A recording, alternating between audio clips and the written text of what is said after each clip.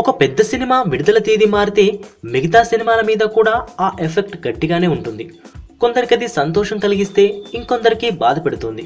కంచె సినిమా వాయిదా పడడంతో యంగ్ హీరో రామ్ ఆనందంలో ఉబ్బి తబ్బిబ్బైపోతున్నాడు. అతని శివం సినిమా సోలోగా రిలీజ్ అయిపోతోంది. అక్టోబర్ ఉన్న హంగామా అంతా రామ్దే. అయితే రామ్ సంతోషం బాగానే ఉంది, కానీ మరో యువ కథానాయకుడు నిఖిల్కే ఇది చాలా కష్టంగా ఉంది. పోయినేడాది దీపావళికి కార్తికేయ సినిమాతో పండుగ చేసుకున్నాడు నిఖిల్. దీపావళి సెంటిమెంట్తో ఈసారి కూడా ఆ పండగకి తన సినిమాను తీసుకురావాలనుకుంటున్నాడు నిఖిల్.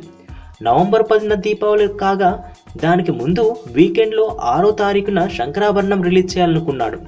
2 రోజుల ముందే డేట్ కూడా ఇచ్చాడు.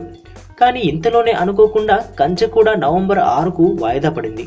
కంచె మీద ఉన్న అంచనాలు తెలిసిందే కాబట్టి నిఖిల్ సెంటిమెంట్ను కూడా పక్కన పెట్టి తన సినిమాను వాయిదా వేసుకోక తప్పదు.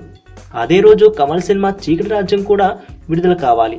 అది ద్విభాషా చిత్రం కూడా కావడంతో తెలుగు కోసం డేట్ మార్చడానికి కుదరదు. మొత్తానికి కంచె వాయిదాతో 2 సినిమాలకు ఇబ్బంది అయిపోయింది. మరి ముందు డేట్ బుక్ చేసుకున్న ఆ 2 సినిమాలు యథావిధిగా విడుదలవుతాయా లేదా వాయిదా పడతాయా చూడాలి.